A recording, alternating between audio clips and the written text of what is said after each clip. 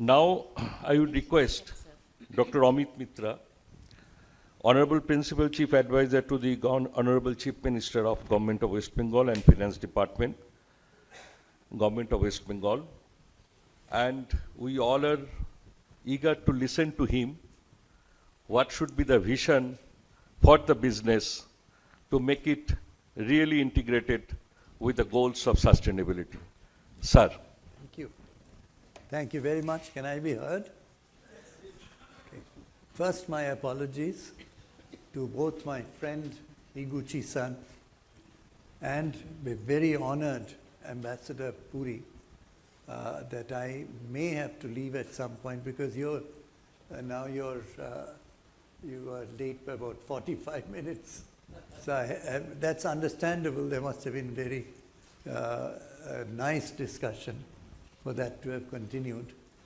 I will ascertain later what both Higuchi-san, who's come all the way from Japan for this, and of course His Excellency Puri has come from Delhi.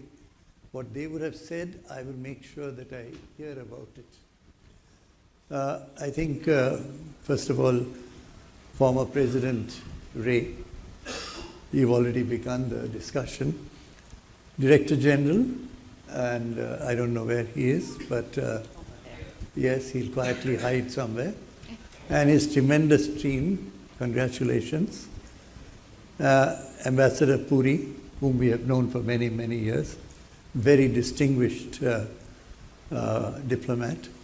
So delighted that Honorable Her Excellency Consul General Voss is here, because that very important that we have the voice of a woman in the middle of everything else. Otherwise, what is sustainability about? Gender is one of the pillars. And it's very nice that you're there. And of course, Higuchi-san has done a unique work with solar energy.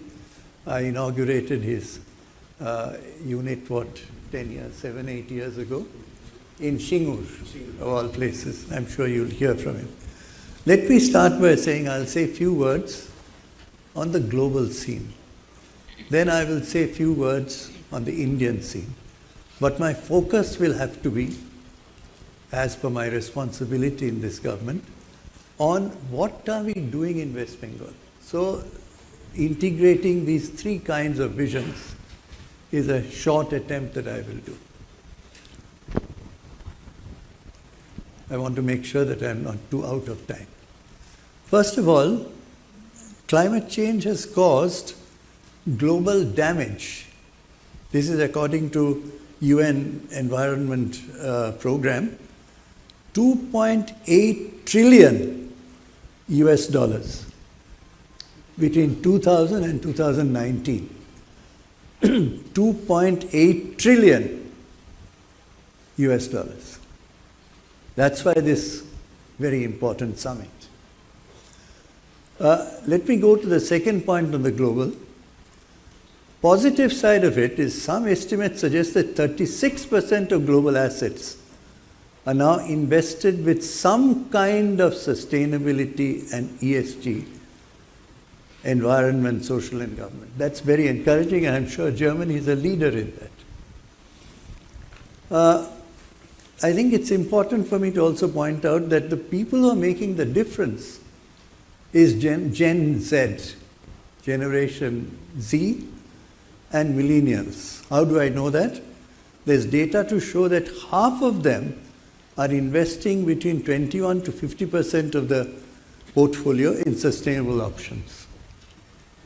That's very encouraging. And many of them are women. So Gen Z and millennials, Gen Z and millennials, including both genders, are making a major difference. Even the high net worth individuals in an interview have said that they are interested in transitional investments in energy, where money can be made. At least they think so. So therefore, these are three touch points that I bring to you.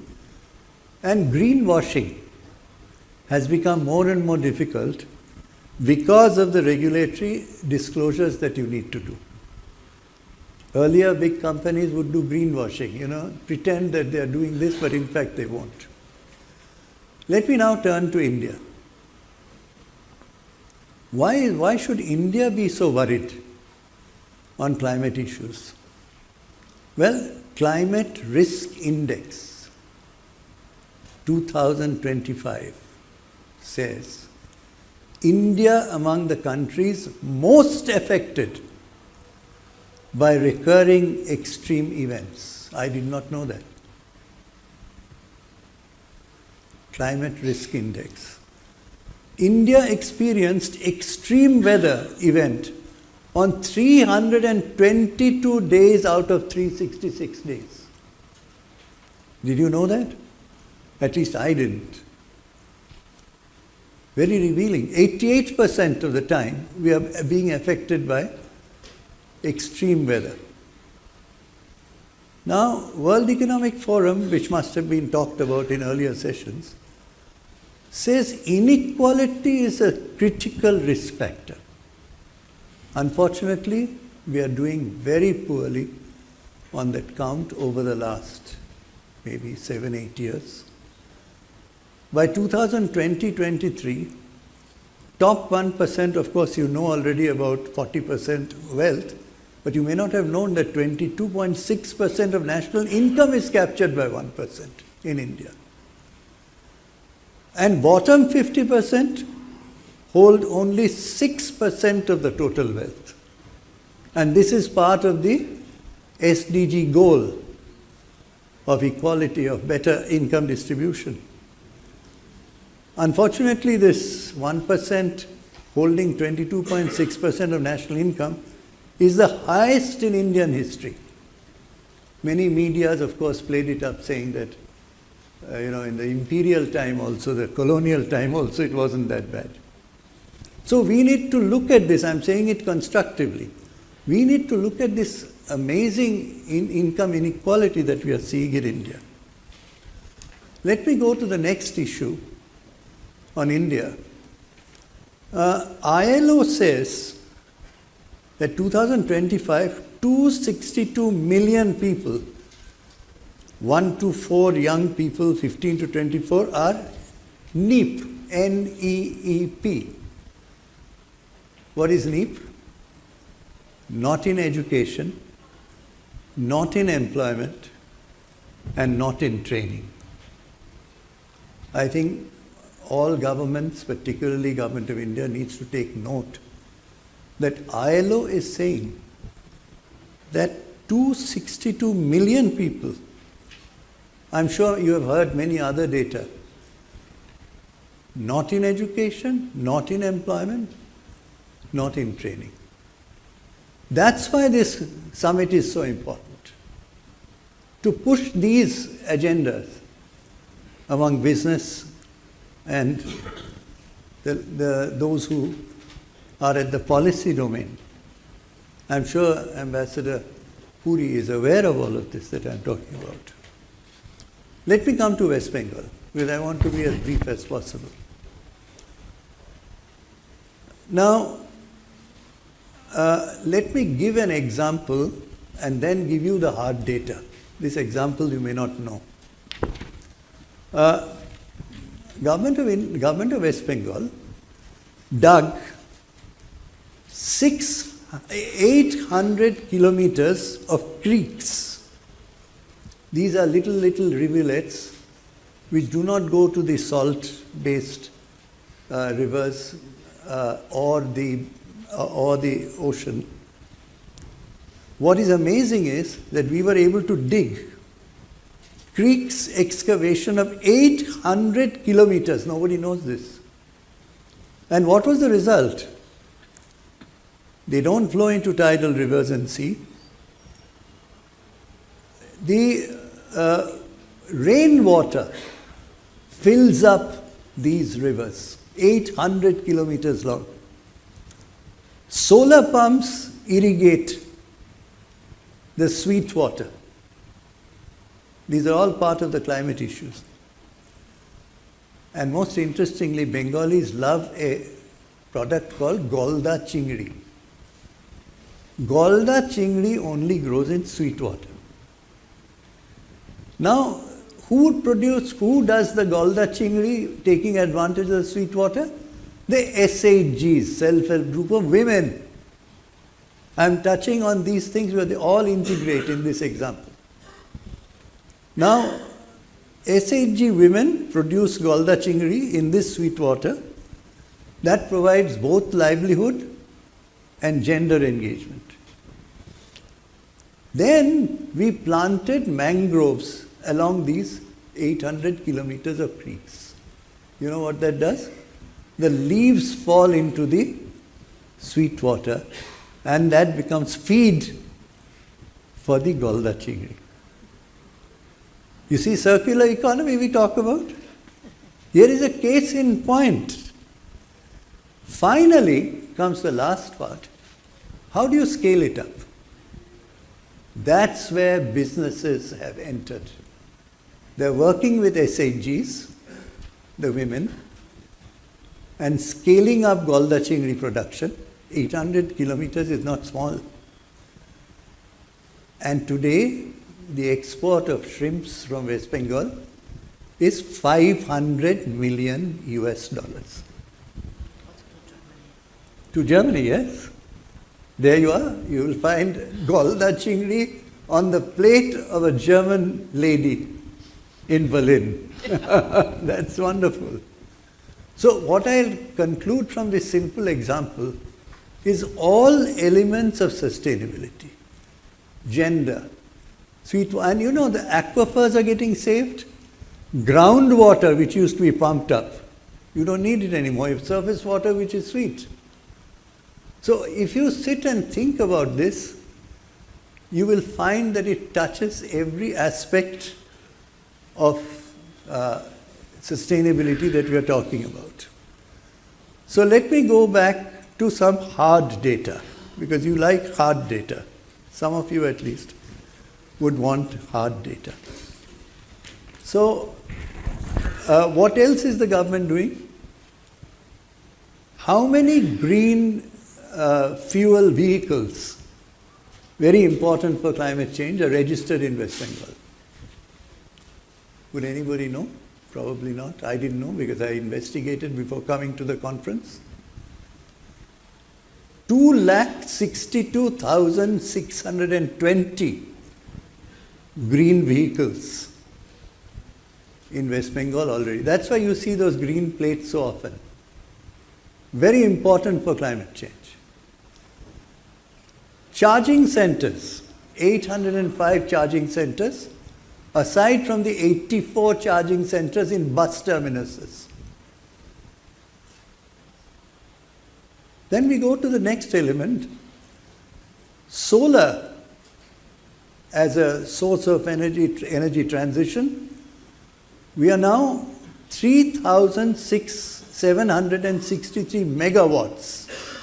3,763 megawatts of solar energy is what we are in process of completing or has been completed. And I'm glad to say that the best one of them all is provided by KfW of Germany, the world's largest development bank, and Honorable, yes, the government. In cooperation with the government, and Honorable Chief Minister inaugurated phase 1, 112 megawatts, and the second one is under construction. So, but if you put all of the data together, you'll be surprised that there are very many kinds of solar energy that we are using. I'll give you an example. Two-wheelers, 74,000, practically 75,000 two-wheelers are solar-based. I didn't know that. Three-wheelers, that's e-rickshaws, 163,000 e-rickshaws. That's the largest proportion of this solar movement in the state. Motor cars, many of you here have motor cars. 17,822 motor cars have already been consistent with solar. So you have two-wheelers, 74,000 or 75,000. You have three-wheelers, 1,63,000. You have motor cars, which are 17,822. Then you have several other categories I won't go into. So the total comes to 2,62,620. Now I go to the second question, minor irrigation. By December 24, 43,000 hectares have already been engaged with minor irrigation, which then helps the climate change aspects directly. Jal dharo, jal bharo, all of you know. I remember when we started, when the Honorable Chief Minister started the government, very shortly she said, Amit, jal dharo, jal bharo. At that time, you know what the target was? 50,000. And we thought we'll never make 50,000. Today, you'll be happy to know, there are 5 lakh little ponds dug up properly. Many of them have fisheries in this. Many of them help in the sweet water, so that you don't have to go into the water table to reduce the water table. It just hit 5 lakhs, I think, shortly before. And I did have a conversation on that with Honorable Chief Minister. Amit da, 50,000 bolechilam. We had 50,000. Now we have hit 5 lakhs. Now I come to another point which is very much connected to what we are talking about, Mati Srishti. Whole sections of the state are arid. We said this is what needs to be rejuvenated. That's the question of sustainability. Now, especially Poschim district, do you know how much of acreage have come under Mati Srishti, producing horticulture, producing fruits, producing vegetables in arid conditions? 42,000 acres in Mati Srishti have already transitioned. What happens to livelihood? Massive change. SHG and women, massive change. And it ends up with exports. I'm sure you've seen that yellow,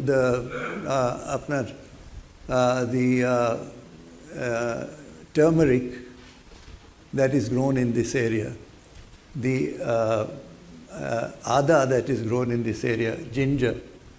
It's absolutely amazing. And in the most arid area. So you are redoing the arid area. So I'm coming very close to, I'll aggregate the vision at the end. Now, India, it was provisionally estimated by UNDP that making significant progress on SDG sector would require how much?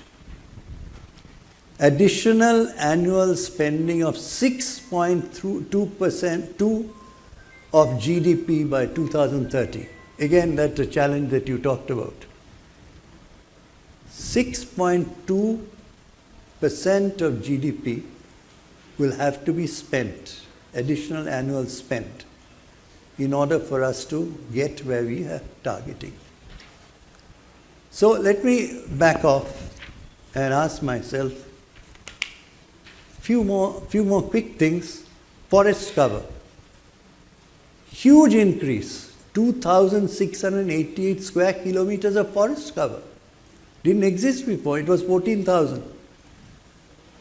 We've got into huge quantum. 15 crores worth of mangroves plantations have been established. And I think your chamber, Bengal chamber, is working on the mangroves, right? 15 crores mangrove plantations have been established across the coast. And I've already spoken of Jal dharo. Now we come to 1.5 lakh hectares of land have been afforested in the states. So if you look at that picture, because I don't want to take more of your time, if you look at that entire picture, what are you seeing? To me, what it looks like is, I haven't introduced all the interventions.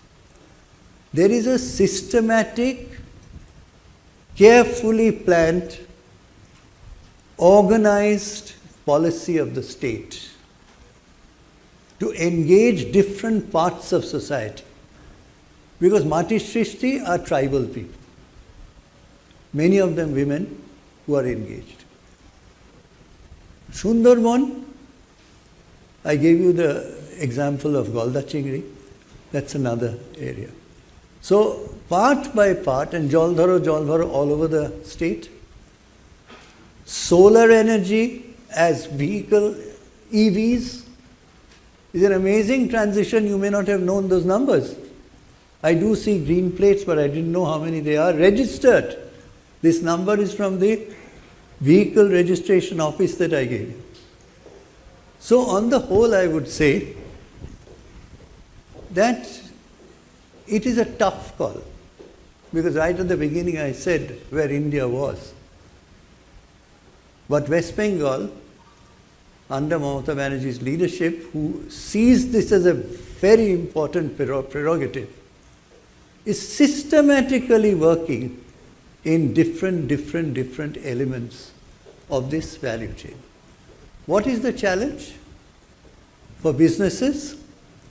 You'll be fine. ITC, I know, is one of the companies, I mention it only because it's headquartered in Kolkata, is perhaps number one in the country in terms of 3 elements of climate change that they've addressed.